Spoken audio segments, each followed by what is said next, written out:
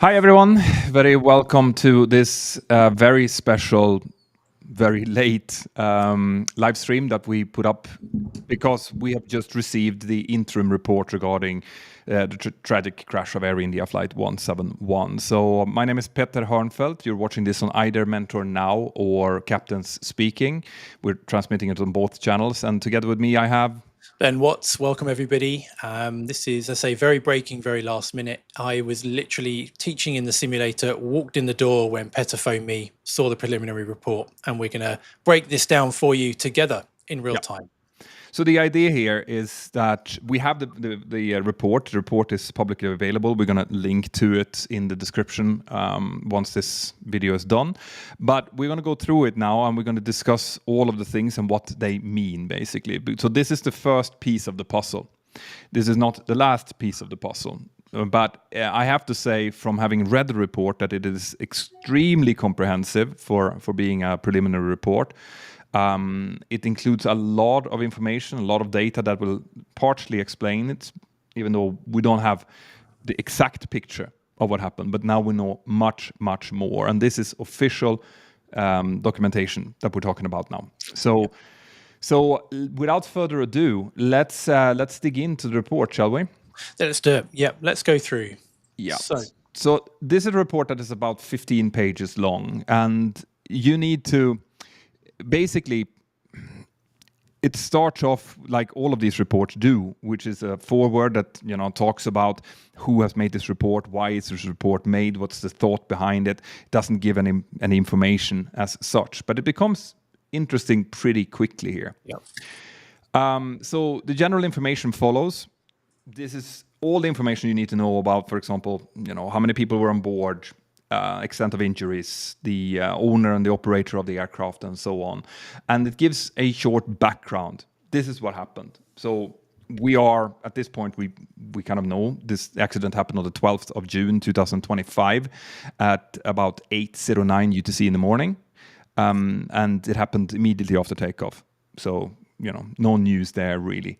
But then it goes into talking about who has been taking part in the investigation, which is super important to know that this is a joint effort from both the NTSB from the USA, the FAA from the USA, but of course also the Indian authorities, which are the ones that are leading this, the AIB and also the DGCA. Yeah.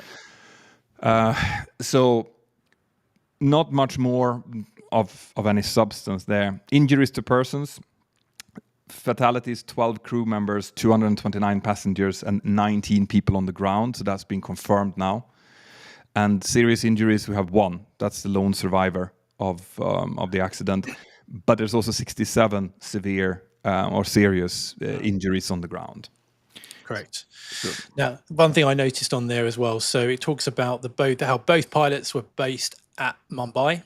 They'd arrived on the previous day. They'd had adequate rest, so there's no issue with rest there. And the co-pilot was pilot flying on that particular sector. And they arrived at the airport and they underwent a breath analyzer test at 6:25 in the morning, and they were both found fit to operate. So that rules out anything underlying there as well. Yeah. And it's worth keeping in mind that it was the first officer that was pilot flying here as we get towards the conclusions towards the end, or at least towards the flight data recorder information. Yeah. But anyway, the aircraft, now it starts to get really interesting here. So the aircraft is 787-8. It was manufactured in 2013. So it has a good, 12 years on its back. For being a 787, it's a relatively old aircraft. It had 41,868 hours on the airframe. So it's been working hard. The engine type is a General Electric GEnx. We also knew that. And the really important thing that we want to point out here is that it appears that it has been inspected. It's been going through the maintenance exactly according to schedule. So no issues when it comes to the maintenance of the aircraft, which has been a lot of speculations out there about, could this have been poor maintenance or whatever. They seem to have been following all of the maintenance checks in the sequence that should have been done. So that's super important to point out here. Yeah, there were a couple of outstanding MEL items, but they were very limited and pretty minor. Yeah, so MEL, minimum equipment list, these are items that are deemed okay, even though they're not working properly, providing that the aircraft still, follows all of the other procedures that the MEL will outline when you have something that doesn't work properly. It's safe to fly with these, and they had nothing to do with the engines and nothing to do with the fuel switches and so correct. So they're there, but they don't mean anything in this context. Good. So going on then, this is something that I think is going to get a lot of attention from the press, all right, and probably from people out there on the internet as well, and that's because the report talks about a special airworthiness information bulletin. The number is NM 1833, which was issued on December 17th, 2018. So, 7 years ago. That talks about the potential disengagement of the fuel control switch locking feature. Specifically, this airworthiness bulletin talked about 737 fuel switches, but they are more or less identical to the ones that are being used on the 787. But even though they talk about this, right, it's also very clearly laid out that when this airworthiness information bulletin, right, it's not an airworthiness directive, it's an information bulletin. When that came out, it was not considered an unsafe condition. And the FAA sent out some recommended inspections that could be done on these switches, but they were not mandatory. And it doesn't look like Air India did them on this aircraft. So that is obviously going to raise some questions. Well, if there was an issue with this and it wasn't checked, is there a possibility? Ben? Yeah, we can't say for sure, can we, at this stage? It's to do with the fuel control switch, so there's nothing, we can't eliminate it completely until we see the full report. But, no, but there's a two-step, Nothing dangerous has happened in this context earlier, right? In these last 7 years, there's not been any engine shutdown due to this. If it would have happened, we would have seen much more stringent information coming out, and potentially an airworthiness directive that would have directed this to be a mandatory check, but it hasn't, right? And if it did happen, it would be one engine. It's not going to be two in quick succession. Correct. So the chance of something like this causing a dual engine failure within a second of each other is non-existent. No. So we cannot completely rule it out. That's why they probably put it into the report. But it's minuscule. Incredibly unlikely. Very, very unlikely. But we needed to talk about it anyway because there's definitely going to be discussions about it. Yeah. What follows after that is a description of the damages. Obviously, the aircraft was destroyed. It impacted buildings about 0.9 of a mile away from the airport, and it shows pictures of which we can see here on the screen, starting from the top there where it impacted with the tail, and then how it subsequently fell down. And they found these different pieces of the aircraft in these different locations, which is clearly marked out. There's not really anything interesting from a cause point of view in this. It just outlines exactly what the damages are, which these reports have to do. So the wreckage and impact continues after that. Obviously horrific impact, both the people on the ground, this medical hotel that was impacted with people inside, horrific. But the only thing really that stood out to me when I looked through the report, when it came to the actual pictures and the crash information, was a picture of the APU inlet. What does that mean? Well, it tells us, as we kind of discussed in previous lives that we've done on this, it tells us that the APU had started. So when the APU starts, the door opens. And when we say a door, you say, well, why has it got a door? Well, it's an air inlet door, because the APU is effectively a little jet engine right at the back of the aircraft that needs air coming in for it to burn and shoot out the back. But it's acting really as a generator and a source of electricity. But the fact that door is open, it would only be open when that APU is triggered to start. Yep. When it's shut down, it closes to be aerodynamically efficient. But once it started, that door opens, and the fact that it's crashed and ended up with that door open shows us that yes, the APU did start, as we discussed. Yeah. So this is in line with what we've been talking about, right? Everything. The reason we're pointing these things out is because this official report is now pointing out more or less the same things. Yeah. The APU has started. It has likely auto-started because it wouldn't be running normally at this stage. So it has auto-started, which it does when it needs to provide power, together with the ram air turbine, the RAT. Which has been confirmed, isn't it, now as deployed? Which has also been confirmed to be deployed. So this is why I wanted to point it out. Now, the next thing that becomes really interesting is what they found inside of the cockpit. Yes. So this is going to answer a lot of the questions that I know you guys had about this. So if we start with, for example, the flap handle. Yeah. Because we in our very first live that we did on the day of the accident, we discussed different failures that we've seen people make in the simulator, right? Where people have been, for example, taking up the flaps instead of the gear, right? And this was a theory that was floated out a lot, and we were very clear with saying that we don't want to speculate at this point, but we've seen these kind of mistakes being made before, and the flap lever position was found in the 5 slot, right? I don't know if do we have a picture of that? No, I don't think we do. We can show it in the sim in a moment, but we don't have a picture of that. But the point is that it's the correct position. Yeah, it is. There is a picture of it in the final report, in the interim report, and it shows that it was sitting in the 5 slot, and the flight data recorder also showed that it was in the correct position. So it was in flaps 5, which was a standard takeoff setting. So this had nothing to do with the crash. Nope. Right. Nope. The next thing is the position of the gear lever. That one I do think we have a picture of. Yeah. Right. So this, as you can hopefully see, is in the down position. Yeah, it's something we'd spoken about, Petter, haven't we, before? We've spoken about had it been raised and the hydraulics failed, or had it been left down. We spoke about that in some detail, but it's been confirmed now, hasn't it, that the gear lever was down. It was down, right? They don't go into any discussion in this report whether or not it was raised and then put down again. But given the very quick kind of, the way that things happen here and the speed that everything happened with, I would guess that if it was actually if it was found in the down position, it probably was left down.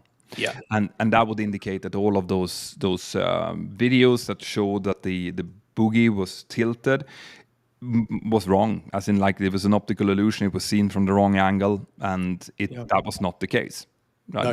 Because if the gear was left down, it would not have started to start the retraction process. So this is actually a very, very good point. But this is one of the reasons why speculations is something that you should avoid, because it can make you look very bad.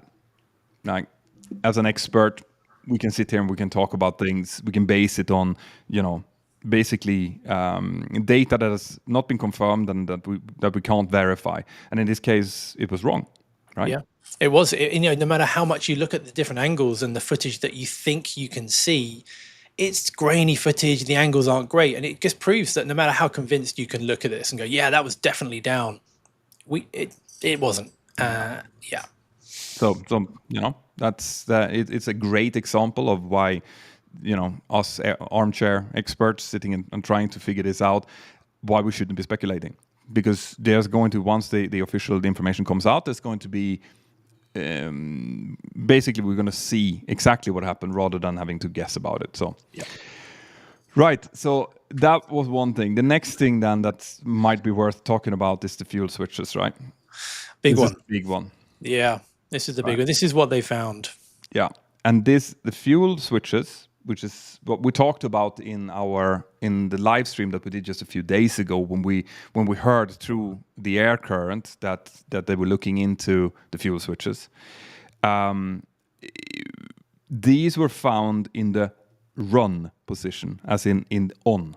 They were found in the run position, which they should have been. Yes.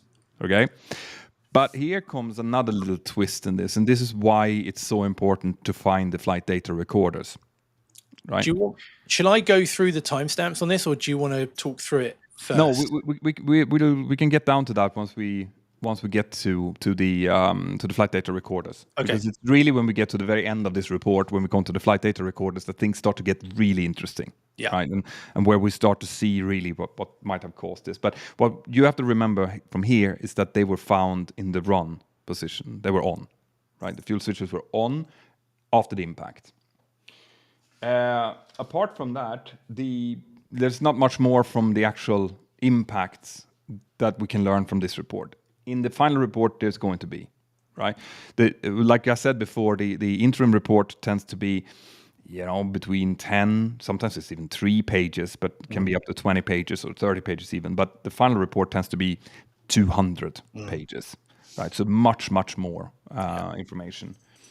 So the last thing we want to go through before we get to the flight data recorder and what that said was the pilot experience. So we now know that they were both males, 56-year-old captain, 32-year-old first officer. First officer was pilot flying, as we mentioned in the beginning. The captain had 15,638.22 hours. 8,596 of those was flown on this particular type, so very experienced. The first officer had 3,403 hours and 1,128 on the type. So less experienced, but still what would be considered experienced. Well, I mean, not overly experienced when it comes to the first officer, but not inexperienced either. No. Then after that, they don't seem to have flown that much during the previous 30 days, 56 hours. You can fly much more than that. So once again, when we talk about fatigue and stuff, that was likely not an issue here. Right. Then we come to the comms, as in the communications, and the communications are not written out. So we don't have a transcript of the cockpit voice recorder and the ATC recordings. It just timestamps when they ask for pushback, start, taxi, and then the fact that there was a Mayday call. So that's also been confirmed now. We just don't know exactly what the Mayday call entailed. Yeah. Good. Now we get to the thing that is going to get a lot of attention in the press. For sure. Right. So Ben, you want to take over and go through the timeline from the flight data recorder? Yeah, and feel free to jump in at any point. So the aircraft taxied off to runway 23, as we knew, via Romeo 4, which was that intermediate holding position, and then it backtracked all the way down to the end of the runway. So it went the opposite way down, turned around, ready to take off. Takeoff clearance was issued at 08:07 and 33 seconds. And the aircraft started rolling at about 4 seconds later. So they didn't muck around, straight away, takeoff clearance, away they go, as we would normally do. Now, the aircraft accelerated down the runway and they crossed the decision speed of V1, which is the latest point that we could reject the takeoff from, and achieved that at 153 knots at 08:08 and 33 seconds. So accelerated normally in VR, which is the rotation speed, the speed at which they initiate the pitch up to climb away from the ground, at 155 knots, occurred literally a few seconds later. Yeah. So, I mean, completely normal.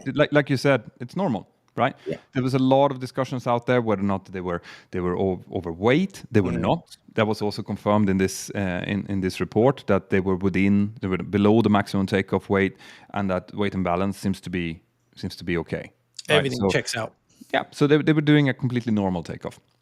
That's it. The aircraft then so the aircraft has an air ground sensor, which tells the systems when it leaves the ground and when it's back on the ground for a huge amount of systems. And that sensed that it got airborne literally 4 seconds after it reached that VR speed, again, which is normal. It achieved the maximum recorded airspeed of 180 knots.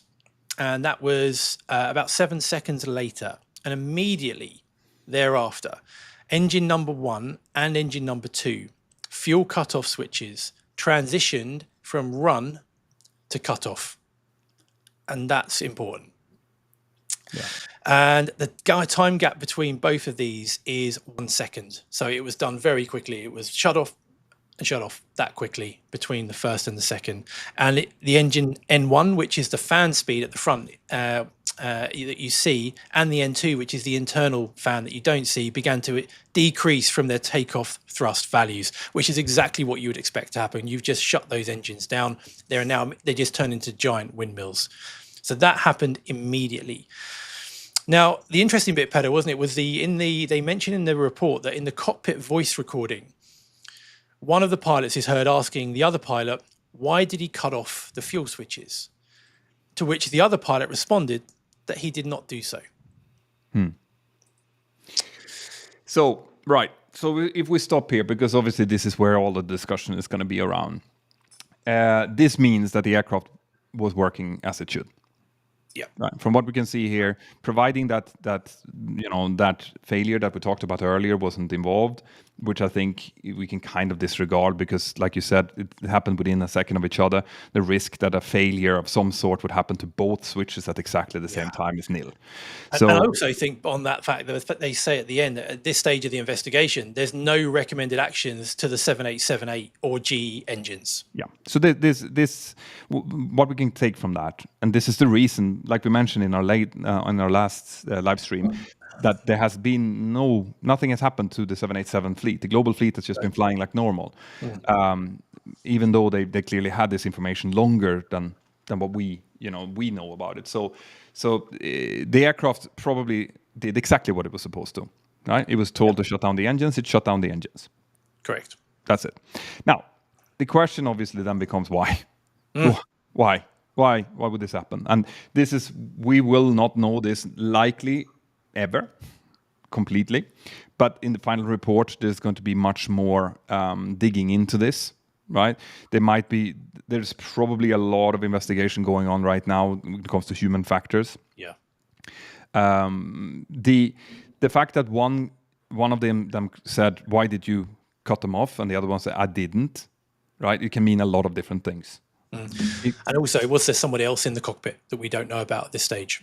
There's lots of unanswered questions. Yeah, but yes, but I think, right, this is my own thinking.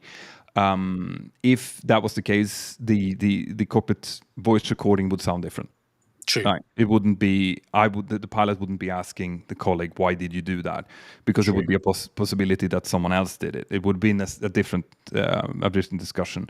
But we don't know. We'll have to wait to confirm that there was no one else in the cockpit. True. It's not mentioned, and I have a feeling that if there was another person in the cockpit, it would definitely be mentioned. Yeah, you're right. Most likely. Yeah. So I think we can assume that it's two pilots in here, and in that they're talking to each other. Now. It's very hard to explain why you would cut the fuel, right? There's also discussion. Something that was not said in the report was who was saying this, right? There's no mention. It's just that a pilot said this, and the other pilot said the other. So we don't know if it was the captain or the first officer. And here I'll go out a little bit on a limb. What I know from my own experience is that when you're flying, right, you're very concentrated on takeoff, and what we can see is that this is a normal takeoff, and the takeoff is done manually. So one of these pilots, the first officer, was flying, and the captain was not. The captain was monitoring. Yeah. Right. So if I would deduce from that, I'm going to guess that it was probably the first officer who asked. Like what happened? Because you're looking out and you're flying, and all of a sudden you feel that you lose trust. Yeah. So it would make sense that the pilot flying, but it could also be the other way around. Yeah, it could be. And if we can jump in the SimPad to kind of again just to show that perspective of where we're looking and where we are when we're kind of doing this. So if I just jump in there now, so obviously this is the captain's view who'll be pilot monitoring, and this is where the fuel cutoff or fuel control switches are. They're not in your primary field of view. No. This I know that obviously the sim is two-dimensional, but you're not looking down here, and you're focusing out the window or on your instruments as you rotate here. So it's not something that you'd necessarily notice them go and do from either side. But it would be a very deliberate action. It's not something, as we discussed the other day, it's not something that could be done accidentally. No, and it's good to point out here that the way that cockpits are designed is that everything that you need should be in your field of view. Right? Like you should have everything you need in terms of instrumentation, for example. The buttons for the autopilot panel. All of that is in your direct field of vision. But everything else that you don't really need immediately is going to be, for example, on your overhead panel or on your center pedal and behind. So what we're saying is absolutely correct. Like you wouldn't, when you're looking out now and you're rotating and you're flying, you will not be looking essentially behind you and down to the right or down to the left if you're the first officer. No. In your peripheral vision, you might see an unusual movement, because what we would be expecting as soon as we get airborne is for pilot monitoring to reach over and raise the landing gear. Yeah. Which we found we now know was down, but that's where it would be. So they would reach forward for that. But that's the only thing you might notice that was different. Yep. And I mean, the fact is that after that, once the fuel switches were turned off and this conversation had happened, the fuel switches were then brought back up again, right? Brought back up to run.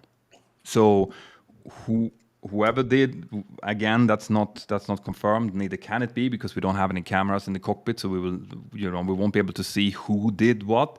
But we do know that these fuel switches that had been cut off, which is what caused the dual engine failure, was then brought back up again. And why would you do that then? In an attempt to bring these engines back to life. So by opening those, we're going to open up the fuel valves again. We're going to start the igniters to ignite that fuel, which from what we can see did begin to happen. From the initial reports, we can see that the engines did actually begin to reignite, begin to start spooling up. But it's a slow process. It doesn't happen quickly. It's not like a propeller engine where it just suddenly fires up. Jet engines take a while to spool up. So it happens so close to the ground that even though they went, these start levers or the fuel control switches got moved back to run, and the fuel got sent to the engines and it got ignited and it started spooling up, it still wasn't producing enough thrust for a maximum takeoff weight aircraft to climb away safely from the ground, unfortunately.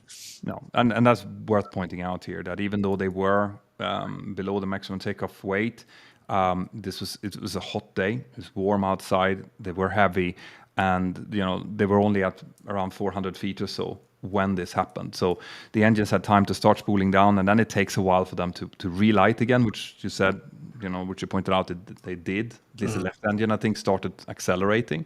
Yeah. But it would have been, they would have needed another couple of seconds for this to come back up again. Yeah. I mean, crucially with jet engines, the spool up time from an idle thrust is very, very long. It can take 10 seconds to go from an idle thrust setting all the way to take off. So even if they had relit and they got to idle, it's not an instantaneous, right, we're climbing away now. It's going to take time. And all that time, they're losing altitude, unfortunately. Yeah. So whatever happened in this cockpit, right? When we can't speculate on exactly what happened. It could be it could be the brain fart of the century. It could be deliberate. It could be. The only thing we do know is that these fuel switches were definitely moved to off.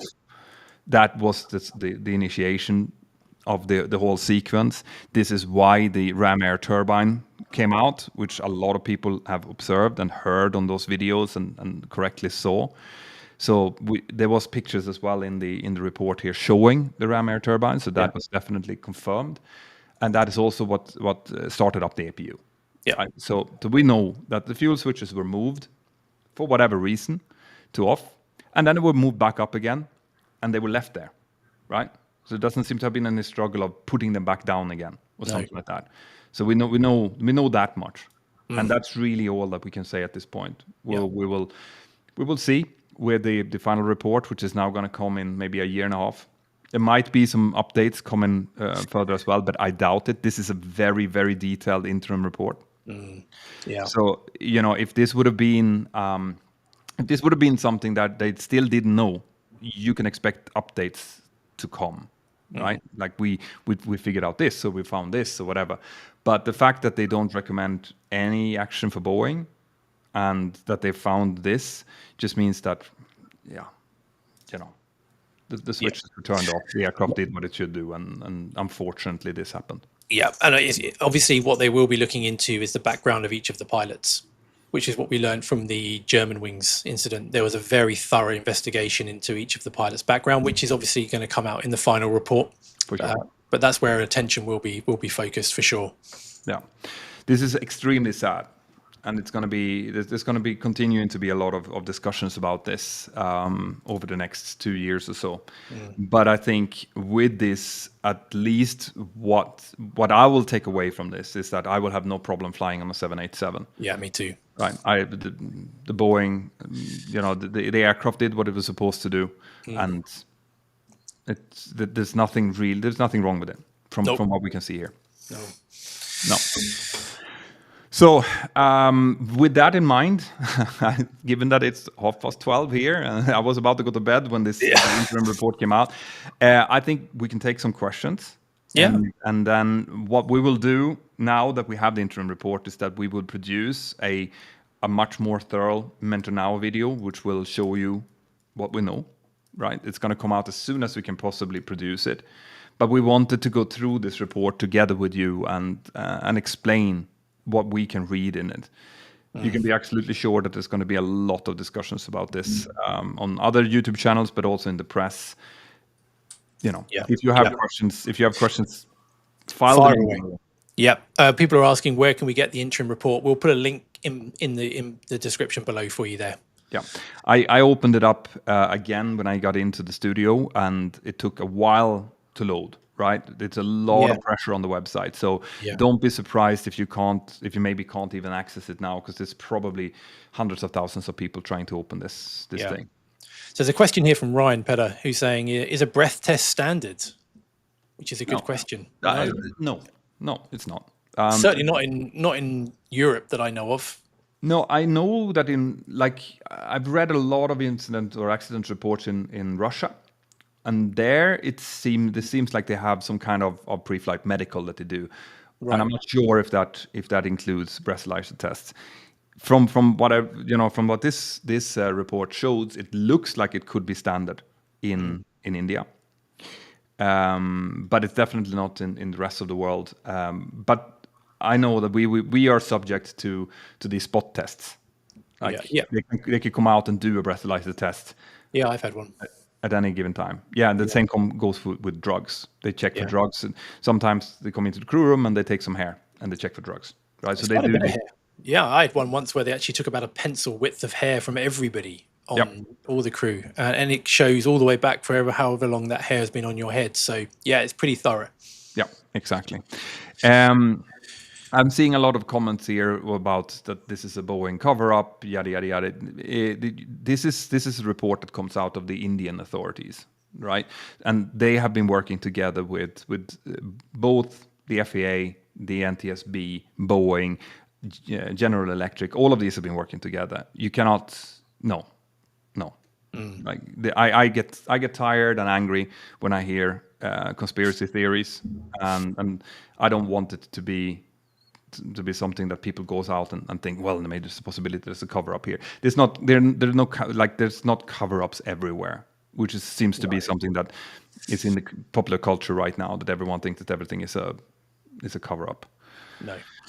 Let's have a look. Let's look. So there's a question here. Do we know how long in seconds the fuel switches were in cutoff since they had time to spool down? I was just trying to do the maths in my head here. It said, I was just looking at the numbers. So they reached a maximum speed of 180 knots at 08:42 seconds, and immediately thereafter the engines were moved to cutoff, and they were moved back to run at 52 seconds. So less than 10 seconds. I would say 8 or 9 seconds, which is significant. It's a significant amount of time for those to spool down. Yeah. That's 10 seconds is definitely enough for it to go back so far that it's going to take a while to start. That's the thing as well. The bigger the engines, the longer it might take for them to accelerate once they have started to slow down. Yeah. So that's enough for sure. Yeah. What else we got on here? Harris Maynard saying, how could the report fail to state whether the switches, when found, the locking mechanism worked or not? Well, I mean, just to be clear what the locking mechanism, just to kind of, I mean, they're not locked in position. Let's just get that out of the way, because the 737, the newer variants of that, the MAX, the 78, the 777, I think it's even the same part number. They share the very, very similar, at least, fuel control switches. And they're not locked in the sense that you can't move them, because we may have to move them in flight, if we were going to shut down an engine. But what they do, they have like a detent. So as we showed in the previous live, is we have to pull them out of the detent, which is kind of like the lock, and then moves.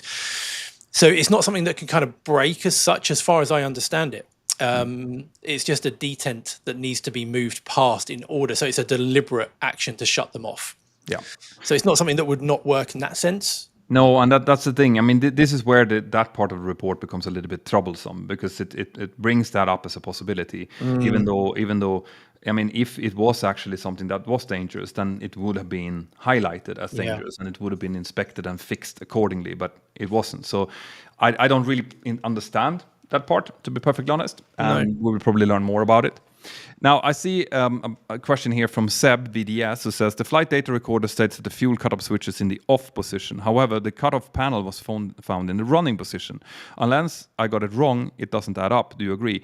This is what we said, right? They were found in the on position because someone, the way that it's written in the report is that one of the pilots turned them off, and then they were turned back on again, and that's why they were found in the run, in the on position on the in the crash. So yes, it does add up.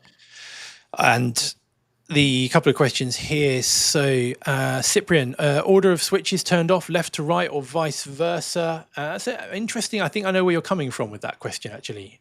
And the answer is, from what I can see on the report, the engines 1 and 2. So it's left engine, then right engine. But that's the way it's written in the report.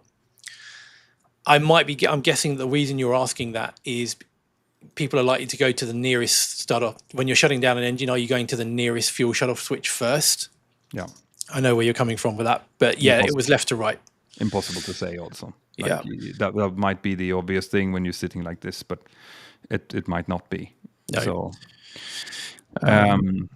there's a lot of questions, as I understand here, whether or not this could still be a technical failure.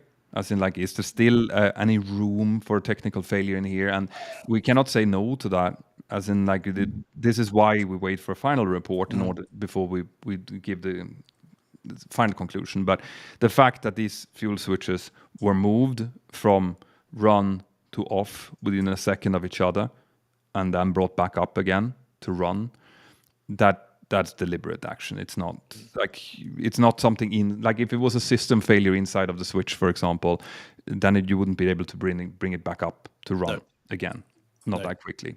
So the fuel switches have been working as designed, and apart from them falling down at the same time, both of them, due to some kind of failure with the lock notch, which is, like I said, I don't know. There's probably some smart people out there that can count on the probability for that. But given that it's never happened before. Yeah, and kind of on that same note, there's a question here from the Legacy saying, what's the chances of one of the pilots dropping something on the switches by accident or accidentally hitting them while throttling back? No chance. Not particularly not at that phase of flight when we're literally rotating and getting airborne out. Your hands aren't. And the point to note here as well is that when we get to V1, we move our hand away from the thrust lever. And it's a deliberate move. So we go V1, hand comes away, both hands on the control column, so that there is no accidental movement of the thrust lever from that point onwards. Because whatever problem we have, we've got to take it into the air. So but it's a human factors element there that we move it away. So no hands should be anywhere near that. And we're not holding anything, so there's nothing to be dropped. And they have the locking device. So, yeah, I'd say no. So there's a lot of questions as well that I see here from several people. It's like, why are there no cameras in the cockpit? And as it so happens, on Monday we are releasing a video about that. Yeah. Right. Which had nothing to do with this incident. It's a question that comes up very, very often. That both why there's no cameras in the cockpit, but also why there's no cameras outside. So we decided to make a thorough video about the reasons behind that, basically, and it's coming out on Monday on Mentor Now. So stay tuned for that. Good. Any other questions you can pick up there from your side, Pedro? No, like it's just talking about this. So did the report state that the engines were fully functioning before the cutoff switch was moved? That's from Cynthia Sullivan. So no checklist being done because of an engine failure, which is a great question, actually, because you would always have the chance, for example, which has happened previously, that one engine fails and then the other one is cut off by mistake. Yeah. Right. That was kind of what I was. I'm not going to say hoping for, but I mean that would at least been just a human error that we've seen happen before without any malice involved. Yeah. But there's nothing in this report that states there was anything wrong with these engines until the fuel switches were turned off. No, they were working as they should. And let's have a look on here. Dan saying, if you notice the fuel switches are cut off at such a critical phase, he's asking the question here, would you still be asking, why did you do that? Or would you just not immediately rectify the situation? The shock, it's startle. Yeah. You have to realize startle is a very, very strong thing. So you don't, even though the logical thing would be just to fix it and then ask a question, the very first thing that would come to your mind would be, but why? What are you doing? Why do you do that? Yeah. So for me, it makes sense. Tragic as it is. Yeah. And when you factor that in with the physical sensations that we spoke about a couple of days ago, with that deceleration, that sinking feeling, it's just sensory overload. It's the worst nightmare, isn't it? So yeah, logic goes out the window. Anything else from your side?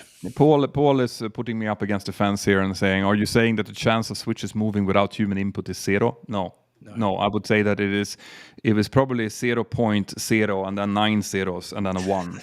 Yeah. So I'm not saying that it's a zero chance, but I'm saying that it is extremely unlikely. For sure. Yeah, I don't know if there's anything. I see there's quite a lot of super chats here, which we really, really do appreciate, because it really helps the channel. I'll see if I can pick some of them up. So Marcin Kowalczyk is asking, does moving the switches to cutoff generate a master warning alarm in the cockpit? Yeah. You get lots of alarms. Yeah. Because you'd be getting caution alerts, because remember, when you shut down the engines, a lot of the systems are all shutting down with them, because they depend on the electricity being supplied by the engines. So suddenly all of the alerts are going to be lighting up like a Christmas tree. Yeah. Bottom Fragger is asking, why does it make sense to allow the fuel switches to be moved to cutoff when the engine isn't in idle? That is a pretty good question. It is a good question. I'm just trying to think of a reason why. I mean, the only time I've never heard of a stuck thrust lever. Have you? Where you'd have to shut it down because the thrust lever is physically. There's been some incidents of that. Yeah, there's been incidents of maybe not the thrust lever being stuck, but the engine being stuck at higher thrust settings. So I've seen that. I now I'm going out on a limb here, but I think in the back of my head I have something about Embraer having a system similar to that, where the thrust lever has to be in idle in order for you to cut up. Otherwise, it's kind of blocked. Which does make sense. It does make sense. Yeah. Right. I don't. Yeah, this is a good idea. I don't. Yeah. I don't see any. I can't, like, off the top of my head at 1 o'clock in the morning. I can't come up with a good reason why that wouldn't work. No. But this is why we have engineers to build our aircraft and not tired pilots. But good question. Very, very good question. Yeah. I really like that. Let's see if I can find any more, because I saw that there was a few popping up. But there's so many comments that I don't really have time to capture them all. Is there anything else you want to add, Ben, to this? No, just one other thing on here. Abin is asking here, cyber attack ? Aircraft remotely controlled. There's no way that the aircraft can be remotely controlled. Just to put any kind of concerns to rest there. There's no kind of direct link to any of the controls on the aircraft from the ground. No. So that's not.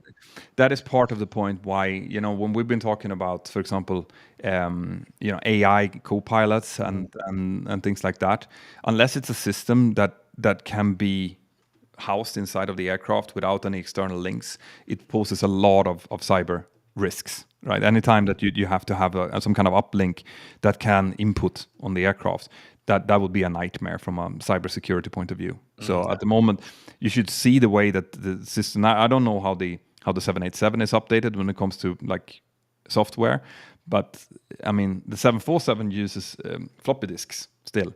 Those the old floppy disks.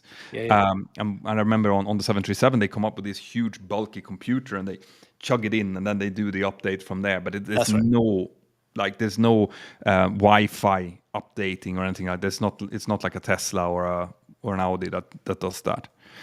Yeah. Now, KFJ990 is asking a very pointed question here, which is, if this was deliberate, how can it be prevented in the future? So, I mean, there's no good answer to this. It's a big question.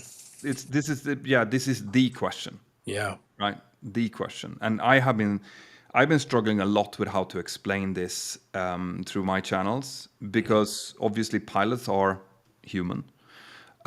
They will suffer from the same type of issues that everyone else suffers from, especially when it comes to mental health. We are being checked for that annually. There are checks that have come in, especially after the Germanwings disaster. But there's also, you have to be very, very careful with how you implement new rules around this, because what you don't want is to start.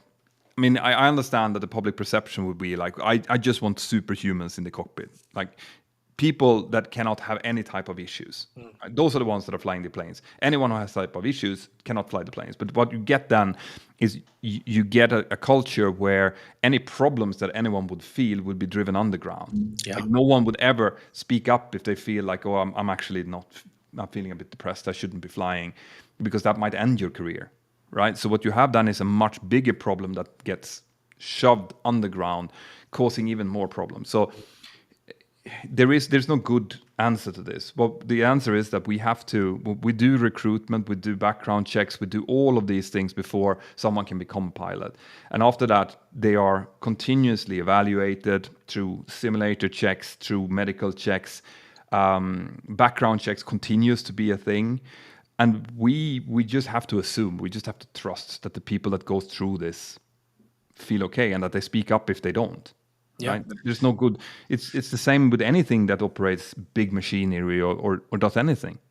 You can never eliminate the human factor side of it, can you? But there has been real positive steps with things such as peer support programs being implemented by airlines, which are, confidential from management. So if you can go to that peer support program, you can address your problems. There'll be a lot of support in there. It doesn't have any impact on your job or your career, but it's being addressed in the correct way. There's been big steps taken in that direction.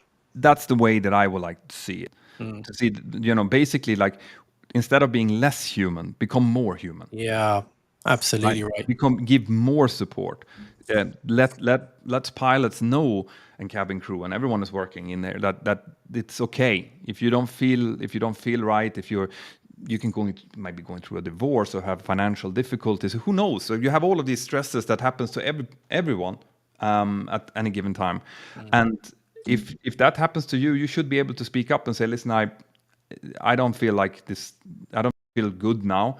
And then you should be just taken off the line until you feel better. Maybe be in connection with an AME, as an aeromedical examiner, who can then recertify you back. But it should be a very straightforward process, not something that is hard or involves a lot of paperwork. Because if it does, people will, like I said, just hide it. Yeah. It's the human way. Yeah. So Nilesh Taylor is asking, can you elaborate on the FAA and faulty locking mechanisms of the fuel switch? Does that hold any weight to this? So I can't, because it's in here, right? Because that bulletin, that informational bulletin exists. But I was flying when this bulletin came out. It never made any waves. No one. I've never heard of it before, to be honest. And that probably is because it didn't have any safety. There was no safety concerns from the FAA when they issued it. No. So, No, I don't know. I can't shed any more light on that. I've never seen anything on that from my side either.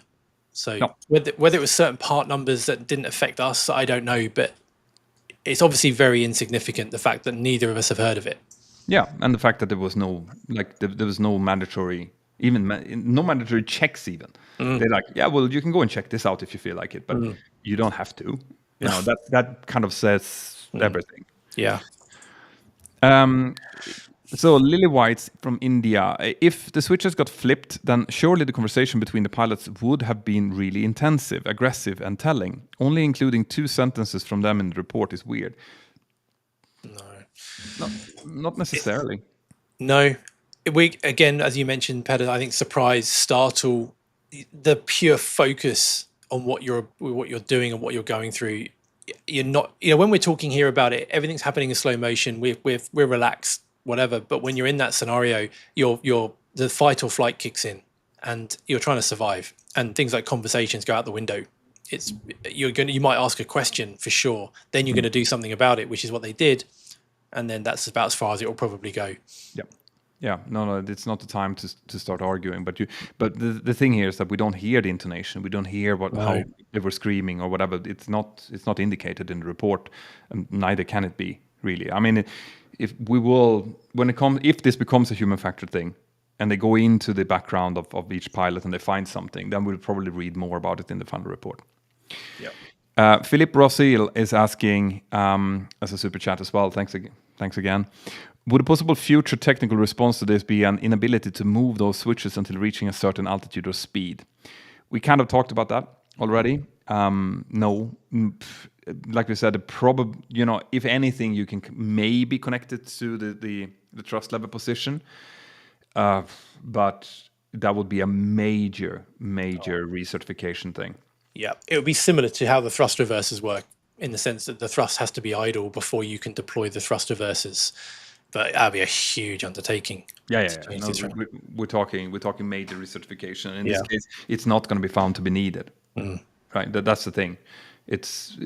We have to, as pilots, be able to move the switches in the cockpit. I've seen a lot of questions from our previous video, which is like, how can you have these switches, which is basically turning off the engines? Just there. Why are they even allowed to be there? Shouldn't they be like blocked or something? Yeah. And it's a great question, and I completely understand it. But what you have to understand is that we have to be able to move basically all the different levers in the cockpit, because they do form part of different non-normal checklists that, in this case, even are involved in memory items, stuff that you need to be able to do from memory and quickly because they are crucial. Yeah. And in the sense that if you had an engine fire, if they suffered an engine fire just as they got airborne, what they're going to need to do is starve that engine of fuel to put the fire out. So we don't want those levers away from reach, because then it can have the other side effect where they can't put a fire out. But as we mentioned in the previous video, there's a very strict protocol that we follow when we're touching these levers in flight. It's very deliberate, cross-check with both crew. But they do need to be available and accessible. Yeah. Yep. And with that, we have another super chat from user saying, love the work you guys are doing. First place, I come to go for an incredible info on any incident now. Well, thank you. I mean, we are like, this is the reason that we're sitting here now in the middle of the night and talking about this, because we know that there's a lot of people with a lot of questions out there. And we hope that whatever little information with our background that we can give is helpful. If not, we wouldn't be doing it. So I hope you guys get something out of it, and we would love to get as much feedback as possible to what we could improve.